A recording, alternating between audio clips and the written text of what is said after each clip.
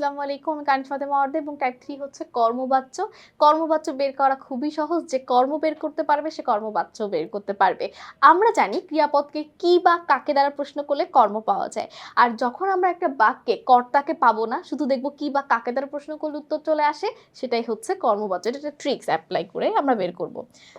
দেখো প্রথম প্রশ্নটা, চিঠিটা পড়া হয়েছে। কি পড়া হয়েছে? চিঠিটা পড়া হয়েছে। এটা কর্মবাচ্য।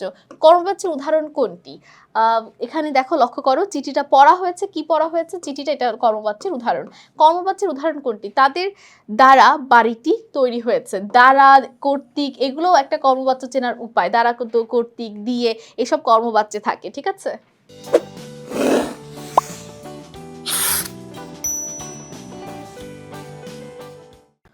কর্মবাচ্যের বাক্যকে কর্তৃবাচ্যে পরিণত করতে কর্তায় কোন বিভক্তি যুক্ত করতে হয়? প্রথমা বা শূন্য বিভক্তি। বৃষ্টি কর্তৃক উপন্যাস পঠিত হচ্ছে, এটি কোন বাচ্যের উদাহরণ? এটা হচ্ছে কর্মবাচ্যের উদাহরণ। আসামিকে জরিমানা করা হয়েছে, এটি কোন বাচ্যের উদাহরণ বলতো? কর্মবাচ্যের উদাহরণ। যে বাক্যে কর্মের সাথে ক্রিয়ার সম্বন্ধ প্রধানভাবে প্রকাশিত হয় তাকে কি বলে? তাকে বলা হয় কর্মবাচ্য। বিদ্বান সকলের দ্বারা আদৃত হন, এটি কোন বাচ্যের উদাহরণ?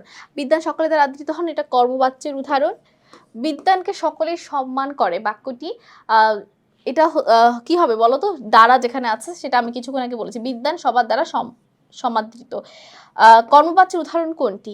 এখানে কর্মবাচ্যের উদাহরণ হচ্ছে প্রথমটায়, স্থপতি ঈশা রুমির তত্ত্বাবধানে তাজমহল নির্মাণ হয়েছে। ঠিক আছে? খুবই সহজ। আমরা যে কারক পারবে সে বাচ্চাও পারবে। সকলকে অসংখ্য ধন্যবাদ। এর পরের টাইপে আমন্ত্রণ রইল। আসসালামু আলাইকুম। আল্লাহ হাফেজ।